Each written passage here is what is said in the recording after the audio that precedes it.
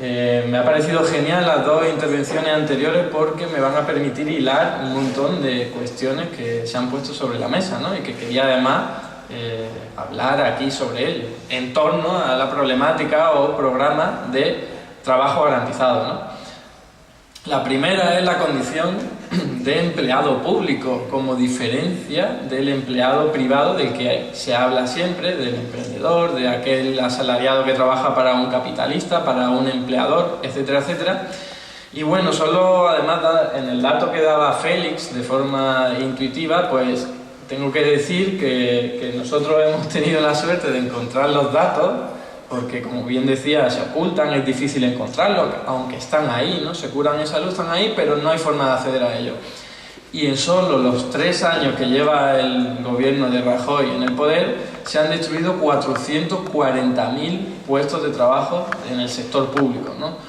Un gobierno que venía diciendo que iba a crear empleo y lo que hizo fue destruir empleo directamente, ¿no? Voluntariamente, discrecionalmente, porque son de la filosofía de que los empleados públicos sobran, de que son ineficientes, etcétera, etcétera, ¿no? Y en realidad luego lo que vemos es que nos crean puestos de trabajo totalmente precarios en unas condiciones infrahumanas. El 12% de los trabajadores hoy día son considerados pobres por las estadísticas oficiales porque no tienen un ingreso suficiente para tener un nivel de vida digno. Y además tenemos que cada semana se realizan 3 millones de horas extraordinarias que no se pagan. Cada semana. Es decir, hablamos de una explotación laboral a la que no estamos ni siquiera acostumbrados en un país como el nuestro, en el cual José Antonio bien decía que la precarización del trabajo ha sido una tónica constante, ¿no? Y cuando hablamos de empleado público, seguro que casi todos aquí tenemos en la mente una idea errónea. ¿Y cuál es esta idea? Que el salario que recibe un empleado público proviene de la renta que se ha generado en una empresa privada. Nos suelen decir, no, es que para poder pagar los salarios de los trabajadores públicos necesitamos recaudar impuestos que provienen de la gente que de verdad genera renta y riqueza, que son los empresarios privados, ¿no? Pues en realidad esto no es cierto. Y además ni siquiera tiene por qué ser así, ni siquiera en una economía capitalista como la que estamos hoy en día, ¿no? En realidad la forma con la cual nos organizamos, pues efectivamente ocurre así, ¿no? Se genera renta y riqueza porque tú vendes tus productos y servicios, tus bienes y servicios en el mercado y a partir de ahí, a través de los mecanismos de impuestos, acabas financiando otro tipo de productos que no se venden en el mercado. Pero esto es una configuración como otras miles que se podrían establecer en una economía. Fijaos que incluso el propio salario de los empleados públicos tributa. Y ese dinero es de nuevo canalizado a las administraciones públicas para pagar nuevos puestos de trabajo, nuevos salarios. Con lo cual ya solo pensando ahí decimos, oye, pues en realidad ni siquiera es necesario que se genere renta y riqueza de la forma que estoy diciendo, vendiéndola en el mercado a un precio para obtener beneficio. Y José Antonio lo decía muy bien. Dice, es que el dinero es el reconocimiento que se te da a ti, que te da la sociedad por haber realizado un esfuerzo, por haber realizado un trabajo que es útil para la sociedad. Con lo cual nosotros tenemos que entender que en realidad cualquier tipo de salario, de ingreso, es eso, ni más ni menos que eso. Que si yo trabajo, por ejemplo, en una empresa y lo que estoy haciendo es trabajar para un producto y por lo tanto ofrecer una utilidad a la sociedad, en realidad el salario que yo estoy recibiendo es eso, es lo que me debe la sociedad por haber realizado un esfuerzo. Y no solo eso, sino un empleado público, cuando un médico está curando a alguien y recibe un salario, hay que entenderlo como lo que la sociedad le debe al médico por haber realizado esa tarea útil. ¿Cómo la sociedad le devuelve luego la deuda? Pues cuando ese profesor o ese asalariado o esa persona que ha realizado ese esfuerzo va con su dinero y va a comprar. De forma que la sociedad le está devolviendo con la venta, con la compra de otros bienes y productos que uno pues accede en comercio, establecimientos, etcétera, etcétera. Es decir, si lo pensamos de esta forma, que es en realidad la única forma de pensarlo, para nada tiene que haber la producción de bienes y servicios que tú vas a acabar vendiendo en el mercado. No, en realidad a la gente habría que pagarle en función de la utilidad que reporta a la sociedad, a las localidades, a una localidad, por ejemplo, como la del Hospitalet. Bueno, a partir de esta idea es donde se enraiga el principio del trabajo garantizado, ni más ni menos que en esta idea. Y es, bueno, el trabajo garantizado, para aquel que no lo sepa, es una propuesta de política económica que viene siendo teorizada desde los años 60, fundamentalmente por economistas estadounidenses, aunque no solo, y que además también ha sido implementada en diversas regiones del planeta y en diversos momentos históricos, como luego os comentaré, y que lo que viene a decir, simple y llanamente, es una cosa muy sencilla. El sector público tiene la obligación de garantizar un puesto de trabajo en condiciones dignas y de carácter indefinido a toda aquella persona que no haya podido encontrar un puesto de trabajo. No es ni más ni menos que eso, esa es la idea. Es, además, garantizar, hacer que se cumpla el artículo 35.1 que viene recogido en la Constitución española. Todo ciudadano español tiene derecho al trabajo. Y además también el 40.1 que dice que los poderes públicos promoverán políticas para llegar al pleno empleo, que es al fin y al cabo el objetivo del trabajo garantizado. Fijaos que estamos hablando de algo muy ambicioso, pero cuya premisa es no solo la que yo os estaba diciendo, sino otra, que en una economía capitalista lo que nos ocurre es que el sector privado no es capaz de generar suficientes puestos de trabajo para emplear a todas aquellas personas que quieren y pueden y saben trabajar. Con lo cual, la conclusión es muy obvia. El sector público, o formas societarias, formas de colaboración democrática de la sociedad, tiene que intervenir para crear los puestos de trabajo que hagan falta. Y efectivamente, el trabajo garantizado es una idea muy ambiciosa. ¿Quién lo puede ocultar? Pero, fijaos que cuando se habla de algo así, siempre saltan las alarmas en torno a dos cuestiones fundamentales. La primera es, ¿de dónde sacamos el dinero para crear tantos puestos de trabajo? Porque si va a ser el sector público quien tenga que financiar y pagar esos salarios, pues efectivamente ese dinero habrá que sacarlo de algún lado. Y la segunda cuestión es, oye, ¿y en qué empleamos a tanta gente? Porque de verdad hay tanto trabajo que realizar en nuestras sociedades para que podamos tener a gente realizando tareas útiles y no solo pintando a lo mejor un muro una y otra vez porque en realidad no encontramos nada útil para realizar. Bueno, pues en torno a estas dos cuestiones es a lo que voy a desarrollar la idea, ¿no? De una forma muy extensa para que por supuesto haya tiempo luego de debatir y de comentar. Fijaos, los teóricos del trabajo garantizado, a la primera cuestión de dónde sacamos el dinero, te responden, lo creamos. ¿Por qué? Porque el dinero es una invención del ser humano para facilitar las transacciones económicas que ocurren en las localidades, en las sociedades. Las monedas, billetes y números electrónicos en las cuentas bancarias es una invención del ser humano. Hoy día, de hecho, el dinero, que el 97% de todo el dinero que existe hoy día es electrónico, no son monedas y billetes, son anotaciones bancarias, se crea tecleando en un teclado informático. Es decir, cuando se crea dinero para pagar, por ejemplo, una nómina, en realidad lo que se está haciendo es teclear la cantidad correspondiente en la cuenta bancaria correspondiente. Y si se tiene que ingresar dinero por impuestos, lo que se hace es lo mismo, pero teclear para restar esa cantidad, esos numeritos, que es considerado dinero, de nuestras cuentas bancarias. Con lo cual los teóricos del trabajo garantizado te dicen, que tenemos a gente que quiere, puede trabajar, y al mismo tiempo mucho trabajo para realizar que beneficie a nuestras comunidades en términos económicos, sociales, ecológicos, culturales, filosóficos, etcétera, etcétera, pues creamos dinero porque tenemos la habilidad para crearlo y ponemos toda esa gente a trabajar y así vivimos todos mejor. La gente que quiere trabajar porque va a recibir un ingreso, además se va a desarrollar como persona, como contaba José Antonio, se va a emancipar, ¿no? Va a tener esa posibilidad de sentirse útil con el resto de la sociedad y al mismo tiempo estamos mejorando servicios, sobre todo servicios que van en bienestar de la comunidad, ¿no? Y te dicen, bueno, seguro que a algunos ya os ha surgido la idea de esto tiene limitaciones, ¿no? Y es cierto, tiene limitaciones, pero normalmente no son las que nos cuentan de ese 3% de déficit público que no podemos superar o el 60% de deuda pública que tampoco podemos llegar más allá de él. En realidad, crear dinero de la nada para dar puestos de trabajo tiene limitaciones, pero no son las que conocemos normalmente, sino que, en primer lugar, necesitamos a gente que quiera trabajar. Es una limitación muy obvia, pero está ahí. también necesitamos que esa gente tenga los conocimientos y habilidades suficientes para realizar las actividades que se le propongan. E incluso también necesitamos recursos, materiales, instrumentos, maquinaria para que puedan desarrollar esas tareas. Y por último tenemos también una limitación que es la más conocida, con la cual nos meten miedo, que es que se genere inflación.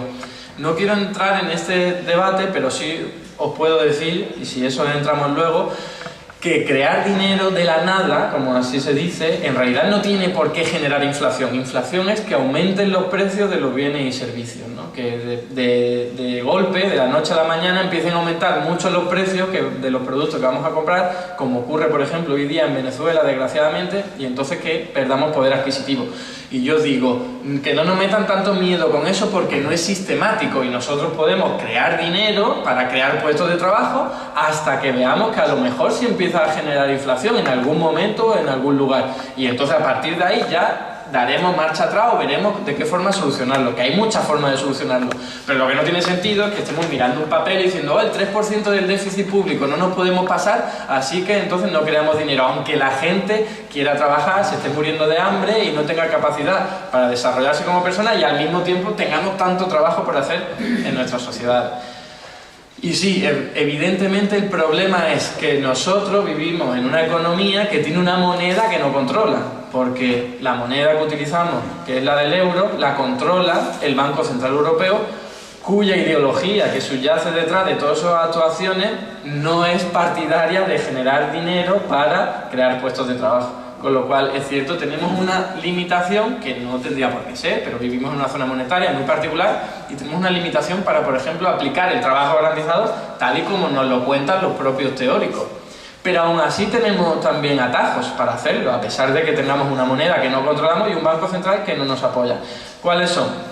Bueno, pues de nuevo hay que quitarse las gafas oscuras con las cuales estamos acostumbrados a ver los problemas económicos y ponernos unas gafas de vista. Es decir, oye, en realidad hoy día ya nos gastamos muchísimo dinero público en intentar solucionar o paliar simplemente los problemas derivados del desempleo. Me estoy refiriendo a que, por ejemplo, tenemos muchísimo dinero público que empleamos en subsidios de desempleo, prestaciones de desempleo, con la idea de que esta gente que está parada pueda tener la posibilidad de encontrar un puesto de trabajo, que no lo olvidemos, que a menudo no existe, con lo cual estamos llevando a la gente a nada, a que se maten para encontrar puestos de trabajo que el sector privado no genere y por lo tanto tenemos que ir desde el sector público o de cualquier otro ámbito a crearlos. Y no solo eso, sino también formación a parados, ayuda pública para parados, para que se formen y puedan encontrar luego un puesto de trabajo, que insisto, que a menudo no existe, con lo cual con estas ayudas tenemos a parados muy formados, pero van a seguir siendo parados, e incluso también tenemos pues todo lo que se os pueda ocurrir de ayuda a una familia porque no tiene ingresos, porque no están trabajando sus miembros y por lo tanto hay que darle ayudas públicas para que no se mueran de hambre.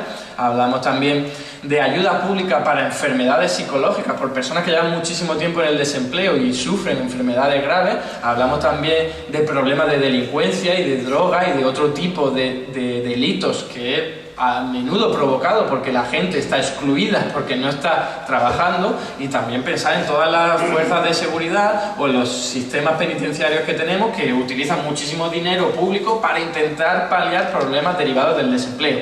Y por lo tanto los teóricos del trabajo garantizado te dicen, oye, si en realidad estamos utilizando muchísimo dinero para intentar paliar los problemas del desempleo, si en realidad no tuviéramos el problema del desempleo porque implantamos un trabajo garantizado, todo el mundo está trabajando de forma digna y no tiene la necesidad de robar ni de recibir una ayuda subsidiaria, etcétera, etcétera, entonces todo ese dinero nos lo estaríamos ahorrando y directamente utilizando en creación directa de puestos de trabajo. Con lo cual, llegar al pleno empleo no es tan caro como se nos parece, porque ya hoy día estamos despilfarrando mucho dinero que se podría utilizar de una forma muchísimo más eficiente. Y no solo por el lado del gasto, sino que, demonios, vamos a recordar lo evidente que se nos olvida siempre. Claro, tienen interés en que se nos olvide. ¿Cuál es? Que vivimos en el siglo XXI, tenemos desarrollado unas capacidades tecnológicas y científicas impresionantes. Somos capaces de poner a robots a trabajar por nosotros, de llevar a los robots a explorar el universo, de curar enfermedades que hasta hace 10, 20 años pensamos que era totalmente intratable. Somos capaces de comunicarnos a tiempo real independientemente del lugar del planeta en el que estemos. todo ese progreso científico nos dicen de verdad que no somos capaces de generar un nivel de vida digno a toda la población, y encima tienen la cara de decirnos que tenemos que trabajar más y cobrar menos para salir de la situación en la que estamos. Evidentemente no hace falta ser economista para saber que aquí hay algo que no cuadra. ¿Y qué es lo que no cuadra? Tiene nombre y apellido y se llama sistema económico capitalista, que es un sistema...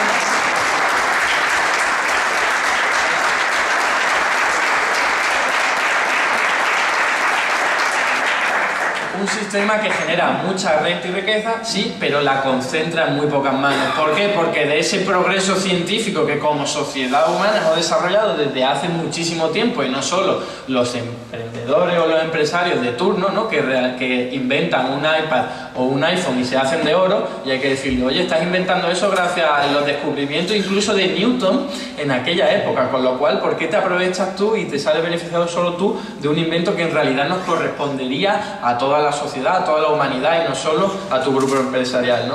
Pero la idea es decir que efectivamente dinero hay de sobra, vivimos en sociedades ricas, lo que pasa es que ese dinero está concentrado en muy pocas manos.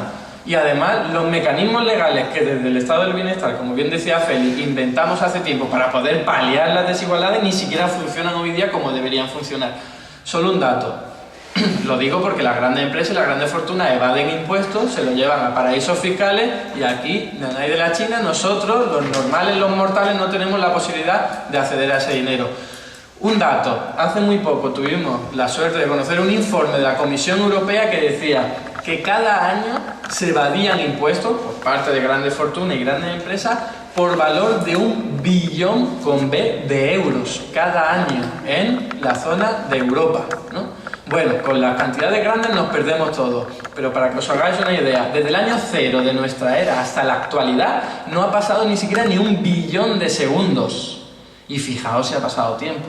Pero ¿cuándo pasará ese billón de segundos? En el año 32.000 después de Cristo. O sea, imaginad la cantidad de la que estamos hablando. Convertir todos esos segundos desde el año 0 al año 32.000 después de Cristo y convertirlos en euros. Pues todo ese dinero es algo que se nos ha arrebatado a toda la sociedad y está en paraísos fiscales, pues ya os podéis imaginar para qué lo utilizan, para vivir a todo tren, porque esa capa minoritaria de la población se lo puede permitir gracias a la voluntad política de los gobernantes de turno, ¿no? Con lo cual, aquí está la respuesta a la primera pregunta. ¿Cómo que no hay dinero para emplear a tanta gente o para dar dinero a gente que lo necesita? Por supuesto que hay, lo que ocurre es que no está al alcance de los tesoros nacionales, ¿no? Lo que se trata es de combatir eso, ¿no? Y luego la segunda cuestión de ¿en qué empleamos a tanta gente? Pues aquí de nuevo hay que acercarse a los problemas económicos desde otra perspectiva y decir, oye, en realidad ya hay mucho trabajo que se está realizando pero que no se considera empleo. Es decir, hoy día que no haya empleo, que no lo hay, no quiere decir que no haya trabajo. Hay parados y paradas que se están matando todos los días y tienen casi más trabajo que si estuvieran siendo empleados.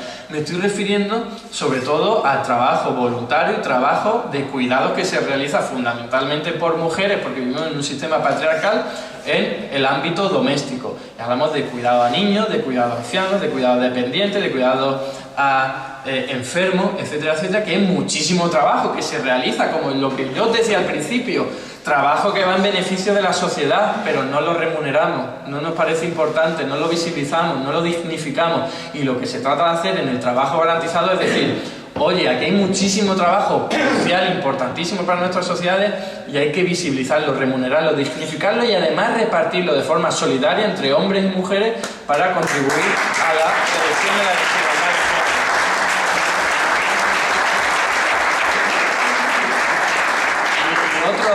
Otro dato. Tenemos en la encuesta del Instituto Nacional de Estadística de Empleo Laboral, nos damos cuenta de que se dedica cada año a cuidar a niños, solo a niños, la cantidad de horas equivalente a la generación de 1,5 millones de puestos de trabajo a jornada completa. Es decir, en nuestros hogares se realiza ya muchísimo trabajo, lo que se trata es de visibilizarlo, remunerarlo y dignificarlo. Y no solo eso, la otra pata del trabajo garantizado es algo tan obvio como mirar alrededor, o lo que decía Félix, joder, si nos han recortado 400 y pico mil puestos de trabajo en el sector público, pues todo ese trabajo que antes se hacía ya no se está haciendo. O sea, tenemos menor calidad de vida y lo vemos cuando vemos los recortes en nuestro servicio público de educación o de sanidad, por poner solo dos ejemplos. Por lo tanto, claro que hay todavía mucho trabajo que realizar, no solo el que nos ha sido recortado durante todos estos años, sino que además queremos fortalecerlo hasta llegar a niveles como por ejemplo los de los países escandinavos, ¿no? Y nos damos cuenta que no solo eso, sino que hay además muchísimo trabajo que hoy día ni siquiera se realiza. Y me estoy refiriendo fundamentalmente a empleo verde, empleo ecológico, que lo que hace es cuidar y respetar nuestro espacio ecológico, nuestra biosfera, nuestro medio ambiente, para que no solo nosotros vivamos bien en nuestro planeta, sino para que lo puedan hacer todos los que vienen detrás nuestra. Y eso, como os decía, es trabajo que redunda en beneficio de la sociedad y por lo tanto tiene que ser remunerado, es decir, tiene que haber un ingreso que reciba aquella persona que está trabajando por la comunidad. Hablo, por supuesto, de cuidado de la fauna, cuidado de la flora, del medio ambiente, reutilización de vivienda, de reutilización de productos, rehabilitación de viviendas para que sean más eficientes energéticamente. Hablamos también de retirada de residuos, reparación de materiales, servicio de reciclaje, etcétera, etcétera. Muchísimo trabajo que hoy día hay asociaciones y formaciones políticas dedicadas exclusivamente a ello. Todo lo que se podría realizar ahí generaría una cantidad de puestos de trabajo impresionante. Y luego no solo eso, también tenemos que tener en cuenta que nuestros espacios urbanos hay que cuidarlos, porque vivir en un espacio cómodo, confortable, limpio, también nos da bienestar. Y no solo eso, tenemos barrios que se caen, porque hay fachadas que se caen, pavimentos levantados, incluso en Madrid nos encontramos que hay árboles que se caen y matan personas. ¿Cómo nos pueden decir que no tenemos trabajo por realizar? Pues claro que hay muchísimo trabajo por realizar. Y por último, una serie de actividades que normalmente no se nos antoja como economía, ¿no?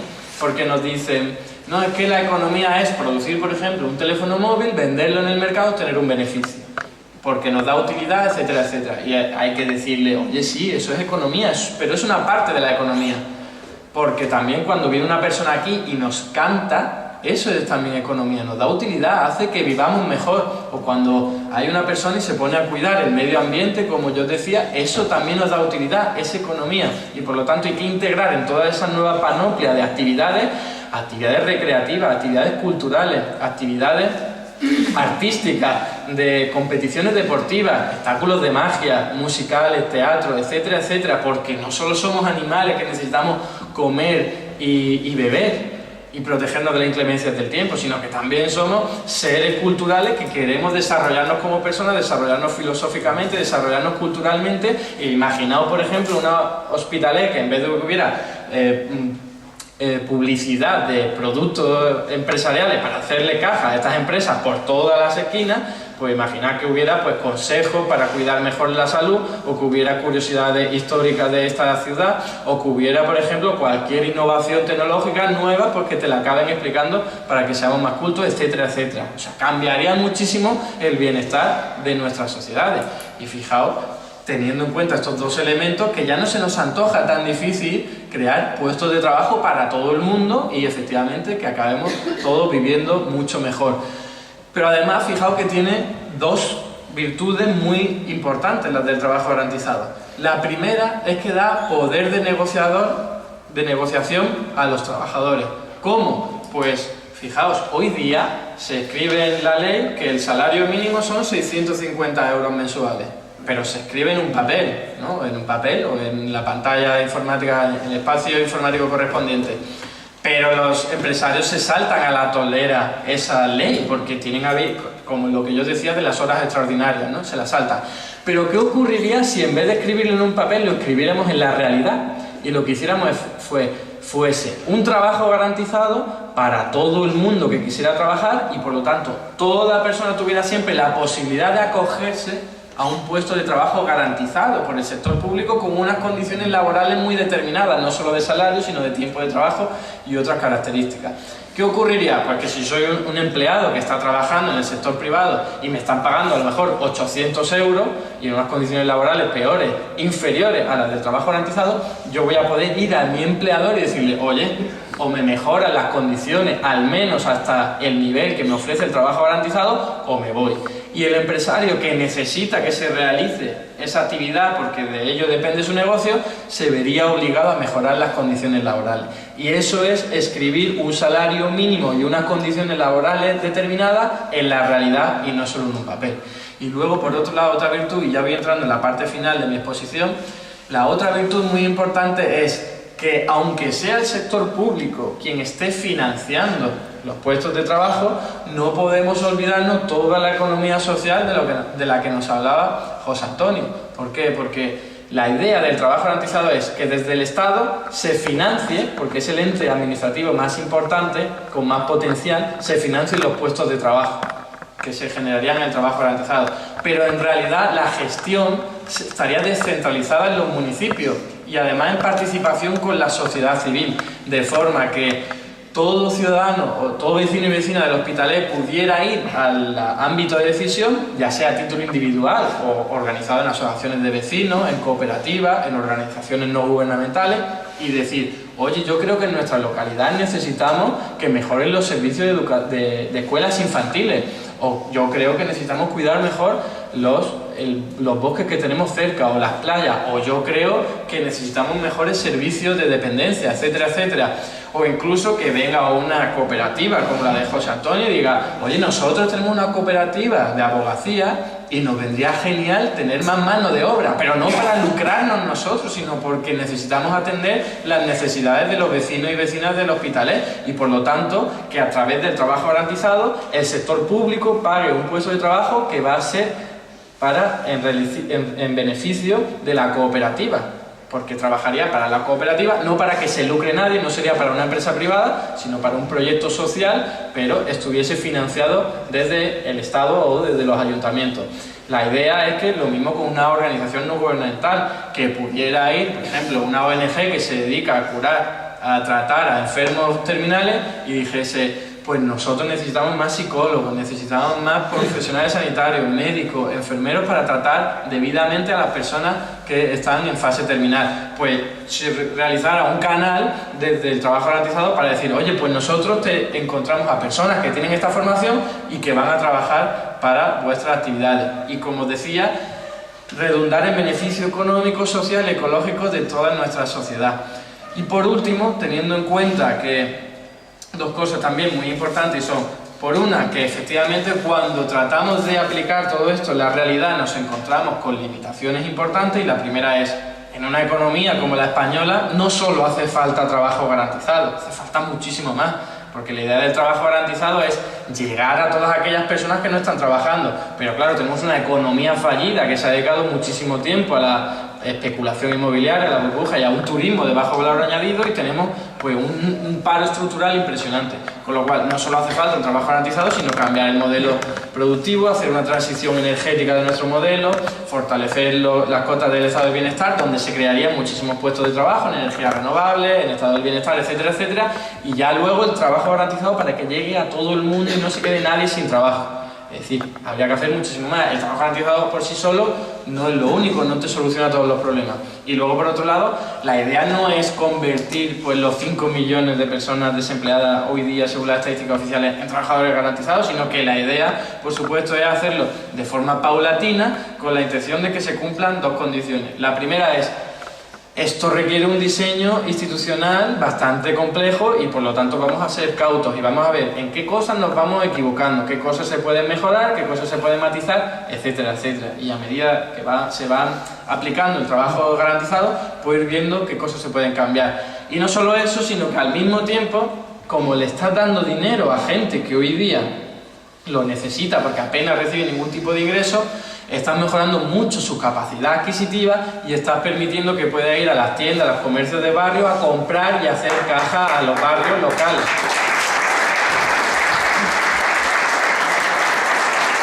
De forma que mejoraría muchísimo las ventas de estas tiendas locales, con lo cual incluso se verían obligados a contratar a nuevo personal para satisfacer esos nuevos clientes. De forma que nuestra estimación y nuestra propuesta, sobre la que todavía se está trabajando para detallarlo lo máximo posible, es en un año la generación de 1 millón de puestos de trabajo garantizados, de forma que solo con ese impacto se generarían en torno a 200.000 y 300.000 puestos de trabajo en el sector privado, ¿no? De forma que efectivamente se va pues contribuyendo a reactivar la economía, que es también un objetivo que se pretende con el trabajo garantizado, ¿no? Y ya con la idea de no extenderme más, pues finalizo mi palabra y damos paso a la intervención, si os parece. Muchísimas gracias.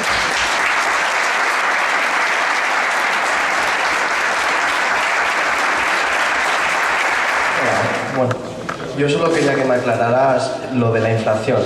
El generar dinero, el crear dinero, bueno, son políticas keynesianas y me gustaría que me explicaras el por qué, cómo controlar esa inflación para que sea leve, porque no me ha quedado claro, porque bueno, hay ejemplos de lo que ha pasado y tal, y solo eso.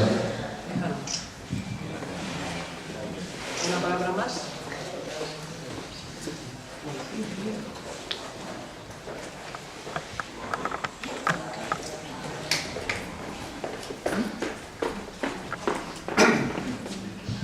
Bueno, a mí me gustaría que me explicaras qué diferencia hay entre la teoría del trabajo garantizado y la teoría del repartimiento del trabajo, que es lo que plantean la teoría del decrecimiento, ¿no? Que es repartir el trabajo que hay entre las personas que hay.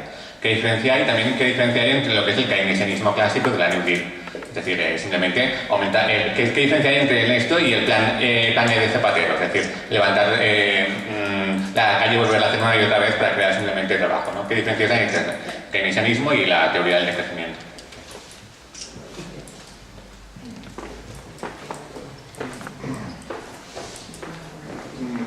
En el trabajo garantizado, cuando viene una crisis, se supone que amortigua los puestos de trabajo.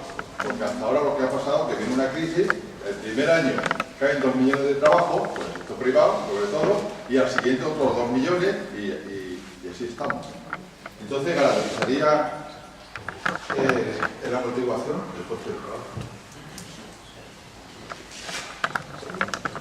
¿Alguna palabra más? Vamos contestando si acaso, o alguno de vosotros tiene alguna. Vale. Muchísimas gracias por los comentarios, son todos muy interesantes, ¿no? Empiezo en el orden cronológico. Con respecto a la inflación, supongo que tu formación es economista, ¿no? O al menos has leído sobre este tipo de cosas, ¿no? Porque siempre nos meten miedo, y sobre todo en la Facultad de Economía, y nos dicen, no, es que generar dinero pues te crea inflación, ¿no? Es decir, normalmente nos ponen un ejemplo que es, imaginar que ahora viene aquí alguien y nos da dinero a todos, mucho dinero, y entonces nosotros, aparte de ponernos muy contentos, pues iríamos fuera a comprar, ¿no? Y entonces pues las tiendas que nos verían llegar con mucho dinero dirían, oye, qué bien, pues como tienes mucho dinero, pues voy a aumentar los precios de mis productos y así me voy a beneficiar, porque voy a vender lo mismo y voy a ganar mucho más, ya que se lo pueden permitir.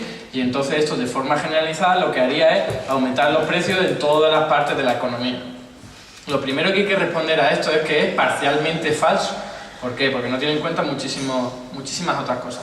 La primera es que hoy día se genera muchísimo dinero por la cara, ¿no? Como se dice, de la nada. Cuando un banco te da un crédito, está generando el dinero. El banco en realidad no tiene el dinero. El banco lo único que hace es teclear, si te da un préstamo de 10.000 euros, es teclear 10.000 euros en tu cuenta bancaria. No los tiene en ningún lado, ni tiene la obligación de tenerlos.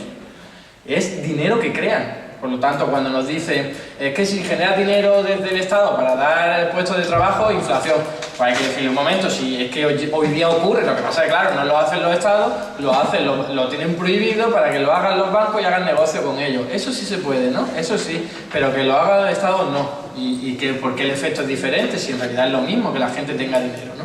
Y no solo eso, sino que hay que decir, oye, hoy día en todos los datos estadísticos, todas las fuentes estadísticas te dicen lo mismo. El principal problema de las pequeñas y medianas empresas y autónomos es que no tienen suficientes clientes.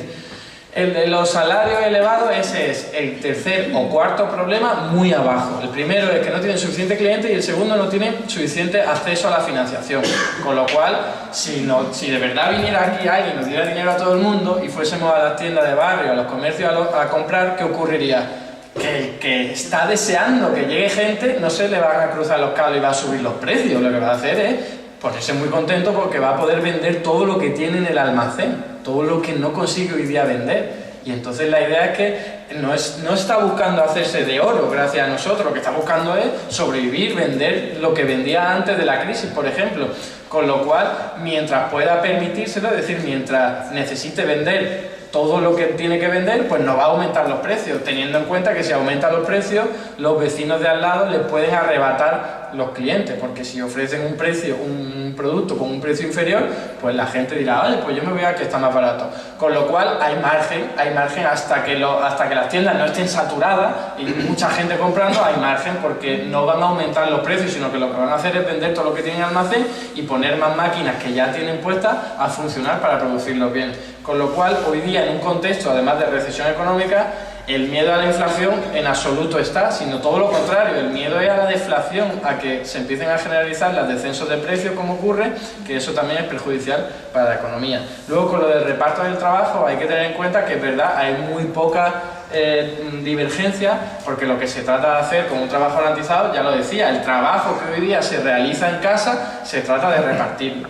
Y eso es también reparto del trabajo. Y además nuestra propuesta es todos estos nuevos trabajos garantizados que sean ya, empecemos por los 35 horas semanales para ir avanzando en las jornadas más humanas de trabajo. Porque sabemos que, con lo que yo os decía, ponemos a robots a trabajar y ¿por qué tenemos que cada vez trabajar más? No tiene ningún sentido.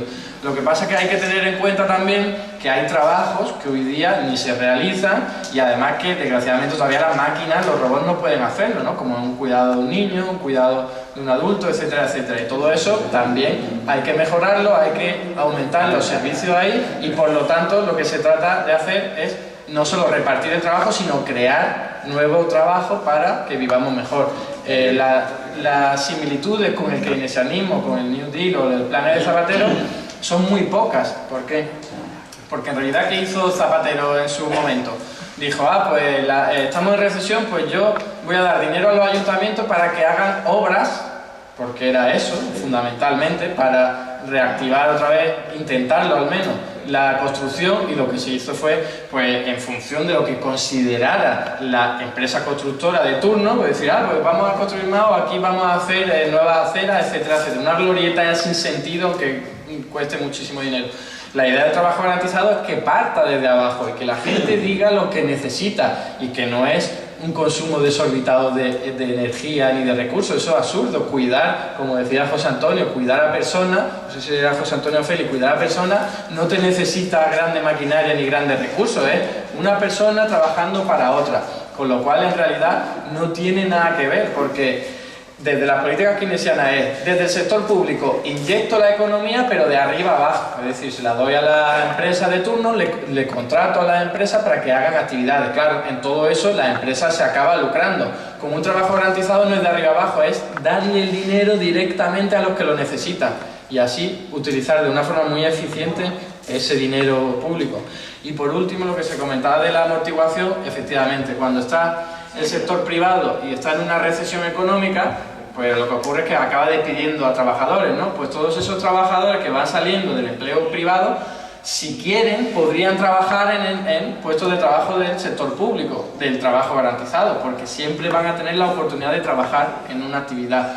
Con lo cual no solo acaban recibiendo un ingreso, sino que también les permite mejorar su habilidad, que no se acaben caducando y puedan pues seguir mejorando todos esos conocimientos y toda esa habilidad. De forma que efectivamente tiene un impacto muy positivo en la economía, porque en un momento en el que se está evaporando el dinero, porque la gente ya no circula tanto dinero por la economía, permita que siga haciéndolo a través del trabajo garantizado. Con lo cual efectivamente sirve como una forma de amortiguar eso en recesión económica y lo contrario en expansión económica. Cuando el sector privado le va bien y va contratando, pues directamente puede contratarlo desde el trabajo garantizado, porque además ya está viendo cómo trabajan y dice, oye, pues me gusta cómo lo hace. O el trabajador garantizado dice, oye, yo ya he aprendido suficiente y me voy a crear mi propio empleo. O voy a crearme una cooperativa, o etcétera, etcétera, ¿no? Con lo cual, efectivamente, también es una forma de amortiguar la economía cuando está demasiado caliente, como la que vivimos hace tan solo 10 años, ¿no? Una burbuja que aumentaba los precios de las casas, y lo que se trata de aquí es de, como un trabajo garantizado, pues amortiguar las caídas y las subidas. Si todo ese dinero y otras partidas del ayuntamiento se destinaran realmente a crear empleo, muchas de estas situaciones de desempleo y de las situaciones tan dramáticas que se están viviendo se podrían paliar y serían de una manera bastante más digna. Porque además cuando la gente entra en la espiral de la pobreza y de la exclusión, pierde el control absoluto de su vida, hasta el punto de que ni tan siquiera puede decidir qué es lo que va a comer ese día, porque va al banco de alimentos y en el banco de alimentos le dicen pues que se va a llevar el arroz, se va a llevar a lo que sea, y ni tan siquiera va a poder decidir si el arroz le sienta bien o le sienta mal. Eso pasa y es de una manera muy indigna, ¿no?, de vivir. Evidentemente, muchas veces nos preguntan, pero desde los ayuntamientos no se puede generar empleo. Sí, se puede. Se puede porque se pueden crear brigadas municipales, porque se pueden remunicipalizar servicios, como bien decía Félix, ¿no?, que están en estos momentos externalizados. Tenemos una contrata de limpieza que habría que revisar muchas de esas cosas que supone una cantidad enorme de dinero y sin embargo el servicio no es eficiente. Es cierto, que sea privado no quiere decir, la gestión no quiere decir que sea eficaz ni eficiente, y seguramente con ese dinero que se están llevando, digamos, los porcentajes de beneficios que se está llevando la empresa privada, se podrían generar también muchos puestos de empleo.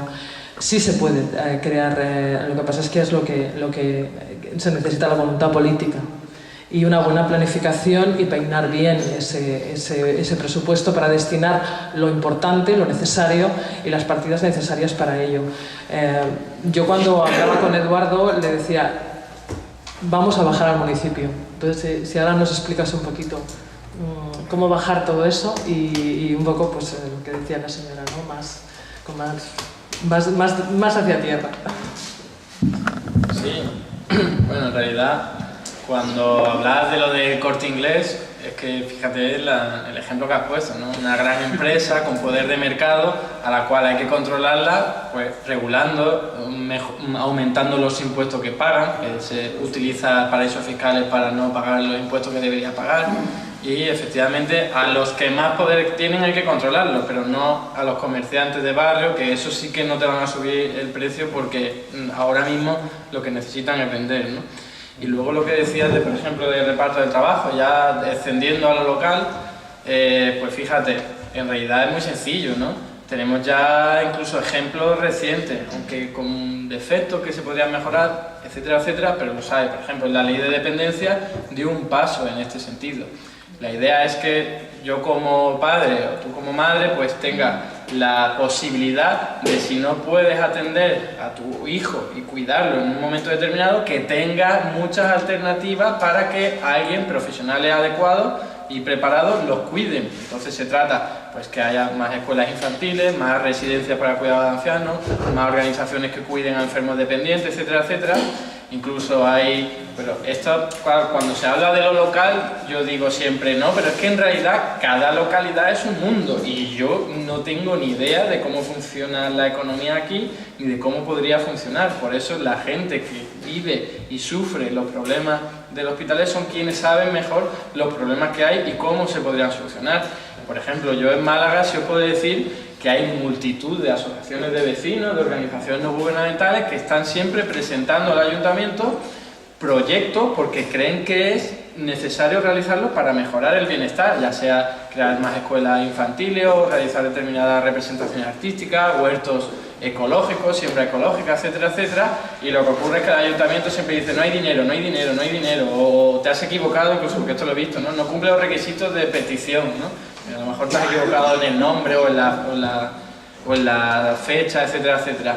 Entonces, por ejemplo, me acuerdo de una que decía generar escuelas de cuidado, es decir, guarderías, como se llama, escuelas infantiles, pues para la gente que va al trabajo en grandes empresas, pues así aprovechar que vas al trabajo con tus hijos y allí hay un espacio donde se cuida y además mejora la eficiencia de los recursos porque todos los trabajadores van al mismo sitio, con lo cual es la forma más eficiente, ¿no?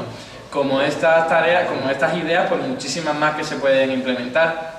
La idea de hacerlo desde los locales, bueno, aunque en la teoría el trabajo garantizado es financiarlo desde arriba para que pueda realizarlo luego las administraciones locales, en realidad, precisamente por lo que está diciendo Ana, ya hay margen para actuar desde las administraciones locales. ¿Cómo? Pues efectivamente sabemos que tenemos presupuestos que son abominables, tanto en cuanto dedican recursos a cosas que no son necesarias, incluso a sueldos astronómicos, ¿no? En algunos casos. Con lo cual sabemos que ahí ya hay dinero que se puede utilizar de una mejor forma. Y luego los ayuntamientos también tienen todavía un poco de margen fiscal. Por ejemplo, hay ayuntamientos, bueno, y Cataluña es de la comunidad autónoma donde más se ha avanzado en este sentido. Por ejemplo, puedes poner tasas a los servicios de basura, perdón, a las tasas de basura que tiene que pagar cada hogar, cada residencia, y hacerlo en función de la capacidad adquisitiva de cada hogar, con lo cual puedes poner un recargo a las tasas, pues si la vivienda está vacía, pues que pague más porque está infrautilizando un bien que podrías poner en alquiler y que fuese en mayor bienestar de la población, ¿no? Y además, y con esto termino, también estamos trabajando en la idea de dar autonomía fiscal o mayor autonomía fiscal a los municipios a través de una medida novedosa, aunque no lo es tanto y además se utiliza, pero que no sabemos si sería legal o de qué forma entraría en contraposición con la legislación hoy día, y es la generación de créditos fiscales que sean transferibles, ¿no? ¿Qué quiere decir esto? Un crédito fiscal es un certificado que te da el ayuntamiento con el cual con eso puedes pagar los impuestos que tiene frente al ayuntamiento. Entonces, un ayuntamiento como el de Hospitalet podría generar puestos de trabajo garantizados y pagar, por ejemplo, la mitad en euros y la otra mitad en créditos fiscales. Le permite a los trabajadores que puedan pagar sus impuestos con eso, ¿no? Un crédito fiscal te permite pagar 1 euro, pero no solo eso, te permite ir a las tiendas con esos créditos fiscales y pagar, porque el dueño de la tienda también necesita los créditos fiscales para pagar sus impuestos, y además el dueño de la tienda puede pagar también a sus trabajadores con los créditos fiscales, de forma que está aumentando el dinero del Hospitalet, pero al mismo tiempo lo que está haciendo es no generar euros, que los euros no nos dejan tocar. Bueno, no pasa nada, nosotros nos creamos nuestros créditos fiscales, que tienen una ventaja impresionante, y es que el dinero se queda aquí, porque tú no puedes utilizar certificados fiscales para ir a Francia a comprar o para especular en la bolsa con otros activos, para especular con los alimentos, etcétera, etcétera. De forma que toda esa renta y toda esa riqueza se queda en nuestro territorio. Eso es una ventaja impresionante. Esto se puso en práctica en el año 1932 por un ayuntamiento de Austria que se llama Wörth, no sé cómo se pronuncia, y estuvo durante 13 meses funcionando y mejoró la tasa de paro hasta 4 veces, ¿no? Es decir, 1/4 mejoró la tasa de paro y fue un éxito en su utilización.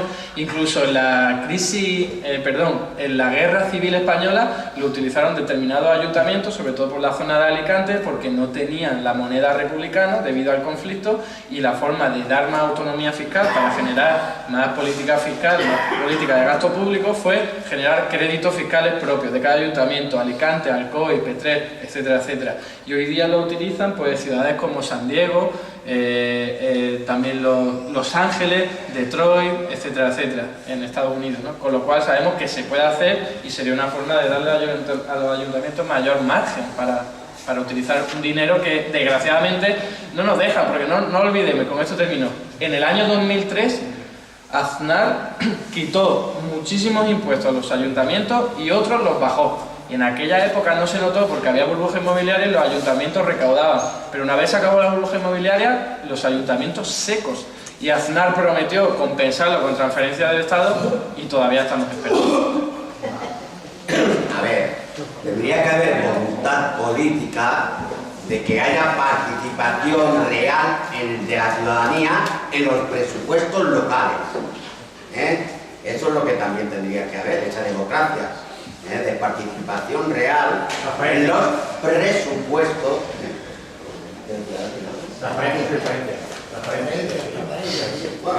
Participación. Bueno, evidentemente es uno de los puntos, digamos, que recoge nuestro programa, y es los presupuestos participativos y, por supuesto, el código ético y toda la transparencia, digamos, que también lo hemos trabajado con la ciudadanía, porque nosotros todo este viaje lo estamos haciendo con nuestros vecinos y nuestras vecinas, lo hemos estado haciendo en asambleas, y así es como vamos a continuar.